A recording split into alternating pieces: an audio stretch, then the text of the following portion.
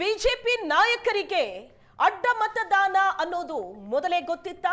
ಮಾಜಿ ಸಿಎಂ ಸದಾನಂದ ಗೌಡ ಹೇಳಿದಂತ ಅಡ್ಡ ಮತದಾನದ ಗುಟ್ಟು ಏಷ್ಯಾನೆಟ್ ಸುವರ್ಣ ನ್ಯೂಸ್ನ ಜೊತೆ ಮಾಜಿ ಮುಖ್ಯಮಂತ್ರಿ ಸದಾನಂದ ಗೌಡ ಎಕ್ಸ್ಕ್ಲೂಸಿವ್ ಆಗಿ ಮಾತಾಡಿದ. ಬಿಜೆಪಿ ನಾಯಕರಿಗೆ ಈ ಅಡ್ಡ ಮತದಾನ ರಹಸ್ಯ ಮೊದಲೇ ಗೊತ್ತಿತ್ತ? ಮಾಜಿ ಮುಖ್ಯಮಂತ್ರಿ ಸದಾನಂದ ಗೌಡ ಹೇಳಿದ ಅಡ್ಡ ಮತದಾನದ ಗುಟ್ಟಿದು.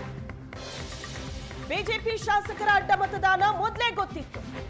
ಜೂನ್ 13ನೇ ತಾರೀಕು ಕಾಂಗ್ರೆಸ್ ಬಿಜೆಪಿ ನಾಯಕರು ಸಭೆ ಮಾಡಿದ್ರು. ಹೆಬ್ಬಾಳ ಅಪಾರ್ಟ್ಮೆಂಟ್ನಲ್ಲಿ ಸಭೆ ಇರೋ ಬಗ್ಗೆ ಕರೆ ಬಂತು. ಕಾಂಗ್ರೆಸ್ಸಿನ 4 ನಾಯಕರು, ಬಿಜೆಪಿಯ ಕೆಲ ಶಾಸಕರು ಸೇರಿ ನಡೆಸಿದಂತ ಸಭೆ. ನಾನು ತಕ್ಷಣ ವಿಜಯೇಂದ್ರ ಅಶೋಕ್ಗೆ ಕಾಲ್ ಮಾಡಿ ಹೇಳಿದೆ. ವಿಜಯೇಂದ್ರ ಅಶೋಕ್ ನನಗೆ ಸಂಪರ್ಕಕ್ಕೆ ಸಿಗಲಿಲ್ಲ. ರಾಜ್ಯ ಪ್ರಧಾನ ಕಾರ್ಯದರ್ಶಿಗೂ ನಾನು ಕರೆ ಮಾಡಿ ಹೇಳಿದ್ದೀನಿ. ನಾನು ಹೇಳಿದ ನಂತರವೂ ಕೂಡ ಅಪಾರ್ಟ್ಮೆಂಟ್ನಲ್ಲಿ ಸಭೆ ಮಾಡಿದ್ರು. ಅಡ್ಡ ಮತದಾನದ ಬಳಿಕ ಪ್ರಧಾನ ಕಾರ್ಯದರ್ಶಿ ಕರೆ ಮಾಡಿದ್ರು. ಅಣ್ಣ, ನೀವು ಹೇಳಿದಂತೆ ಅಡ್ಡ ಮತದಾನ ಆಯ್ತಲ್ಲ ಅಂತ ಹೇಳಿದ್ರು. ಹೊಳೆ ದಾಟಿದ ಮೇಲೆ ಮತ್ತೇನ್ ಚರ್ಚೆ ಅಂತ ಮಾತಾಡ್ಲಿಲ್ಲ. ನಮ್ಮವರು ಏನೂ ಮಾಡಲಿಲ್ಲ ಅಂತ ಸದಾನಂದ ಗೌಡರು ಅಸಮಾಧಾನವನ್ನ ವ್ಯಕ್ತಪಡಿಸಿದ್ದಾರೆ.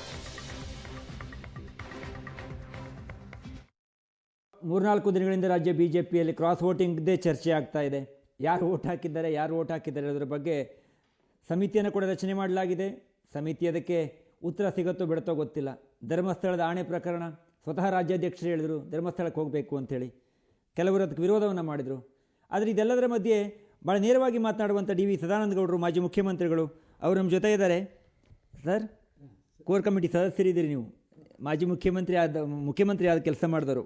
ಬಹಳ ದಿನಗಳಿಂದ ಪಾರ್ಟಿಲಾಗಿರುವಂಥ ವಿದ್ಯಮಾನಗಳ ಬಗ್ಗೆ ಎಲ್ಲವನ್ನು ಕೂಡ ಭಾಳ ನೇರವಾಗಿ ಮಾಧ್ಯಮಗಳ ಮುಂದೆ ಮಾತನಾಡಿ ಅವರಿಗೆ ಸಲಹೆಯನ್ನು ಕೂಡ ಕೊಟ್ಟಿದ್ರಿ.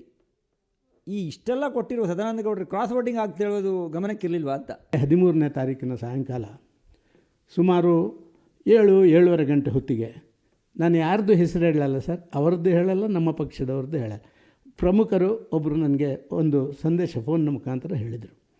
ಹೀಗೀಗೆ ಆಗ್ತಾಯಿದೆ. ಇಲ್ಲಿಯೇ ಪಕ್ಕದಲ್ಲಿರುವಂಥ ಐಷಾರಾಮಿ ಪ್ರೆಸ್ಟೀಜಿ ಅಪಾರ್ಟ್ಮೆಂಟಲ್ಲಿ ಬಿ ಜೆ ಪಿಯ 1-2-3 ನಾಯಕರು, ಕಾಂಗ್ರೆಸ್ನ 2-3 ನಾಯಕರು ಸೇರಿಕೊಂಡು ಸಮಾಲೋಚನೆ ಮಾಡ್ತಾಯಿದ್ದಾರೆ. ವಿಶೇಷವಾಗಿ ವಿಧಾನ ಪರಿಷತ್ನ ಬಗ್ಗೆ ಸಮಾಲೋಚನೆ ಮಾಡ್ತಾಯಿದ್ದಾರೆ. ಪ್ರಾಯಶಃ ನಮ್ಮ MLAಗಳನ್ನು ಸ್ವಲ್ಪ ಮಟ್ಟಿಗೆ ಅವರ ಪರವಾಗಿ ಉಪಯೋಗ ಮಾಡಿಕೊಳ್ಳುವಂಥದ್ದಾಗಿರೋ. ಅವರು ಭಾರಿ ಸೌಮ್ಯ ವ್ಯಕ್ತಿ, ಅವರು ರಾಜಕಾರಣಿ ಅಲ್ಲ, ಅವರು ನಮ್ಮ ಅಭಿಮಾನಿ, ಮೋದಿ ಅಭಿಮಾನಿ. ಹೀಗೆ ಹೇಳಿದರು. ನನಗೆ ಮೊದಲೇ ಇದರ ಬಗ್ಗೆ ನಮಗೆಲ್ಲ ಸಂಶಯ ಇತ್ತು. 5ನೇ ಅಭ್ಯರ್ಥಿ ತಿಳಿಸಿದಾಗಲೇ ತಕ್ಷಣ ನಾನು ನಮ್ಮ ರಾಜ್ಯದ ಅಧ್ಯಕ್ಷರಿಗೆ ಮತ್ತು ವಿರೋಧ ಪಕ್ಷ ನಾಯಕರಿಗೆ ಫೋನು ಕನೆಕ್ಷನ್ ಟ್ರೈ ಮಾಡಿದೆ. ಇಬ್ಬರೂ ಲಭ್ಯ ಆಗಲಿಲ್ಲ.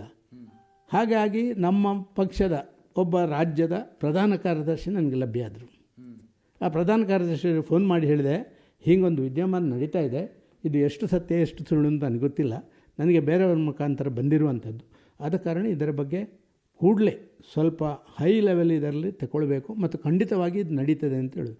ನೆಕ್ಸ್ಟ್ ಡೇ ಅದೇ ಟೀಮು ಇನ್ನು ಬೇರೆ ಕಾಂಗ್ರೆಸ್ನೊಬ್ಬ ಪ್ರಮುಖ, ಯಾರು ಸ್ವಲ್ಪ ಎಲ್ಲವನ್ನು ಹ್ಯಾಂಡಲ್ ಮಾಡಬಲ್ಲ ಅಂಥ ಪ್ರಮುಖ ಬಂದಂತಲ್ಲಿಗೆ ಬಂದು ಆ ಜಾಗವನ್ನು ಪ್ರೆಸ್ಟೀಜ್ ಅಪಾರ್ಟ್ಮೆಂಟಿಂದ ನಿಮ್ಮ ಪಕ್ಕದ ಇನ್ನೊಂದು ಅಪಾರ್ಟ್ಮೆಂಟ್ ಇದೆ ಅಲ್ಲಿ ಪಕ್ಕದಲ್ಲಿ ದೊಡ್ಡದು, ಆ ಅಪಾರ್ಟ್ಮೆಂಟ್ಗೆ ಶಿಫ್ಟ್ ಮಾಡಿ ಅಲ್ಲಿ ಮಾತುಕತೆಗಳು ನಡೀತು. ಇದನ್ನು ಕೂಡ ತಿಳಿಸುವಂಥ ವ್ಯವಸ್ಥೆ ಮಾಡಿದೆ ಪಕ್ಷದ ಪ್ರಮುಖರಿಗೆ. ಯಾರು ಕೂಡ ಗಂಭೀರ ಪರಿಗಣಿಸಲಿಲ್ಲ. ಮೊನ್ನೆ ನಮಗೆ ಕಪಾಳಕ್ಕೆ ಬಿದ್ದ ಮೇಲೆ, ಏಟುಗಳು ಬಿದ್ದ ಮೇಲೆ ಎಲ್ಲರೂ ಎಚ್ಚೆತ್ತುಕೊಳ್ಳಲಿಕ್ಕೆ ಶುರು ಮಾಡಿದರು. ಆಮೇಲೆ ಫೋನ್ ಮಾಡಿಲ್ಲ, ನನ್ನಲ್ಲಿ ಏನೂ ಹೇಳಿಲ್ಲ. ನಿನ್ನೆಲ್ಲ ಮೊನ್ನೆ ಅದೇ ಪ್ರಧಾನ ಕಾರ್ಯದರ್ಶಿ ಫೋನ್ ಮಾಡಿದರು, ಅಣ್ಣ ನೀವು ಹೇಳಿದ್ದು ಭಾರಿ ಸರಿಯಾಗಿ ಹೋಯ್ತಲ್ಲ, ನಾವು ಇದರ ಬಗ್ಗೆ ಗಂಭೀರವಾಗಿ ಏನು ಮಾಡಿಲ್ಲ. ನಾನು ಚರ್ಚೆ ಮಾಡಿಲ್ಲ ಅವರಲ್ಲಿ. ಹೊಳೆ ದಾಟಿದ ಮೇಲೆ ಆದಂಥ ವಿದ್ಯಮಾನದ ಬಗ್ಗೆ ಚರ್ಚೆ ಮಾಡುವಂಥ ಒಂದು ವ್ಯವಸ್ಥೆಗೆ ನಾನು ಹೋಗಲಿಲ್ಲ. ಅದರ ಮನಸ್ಸಿಗೆ ತುಂಬ ನೋವಾಯಿತು.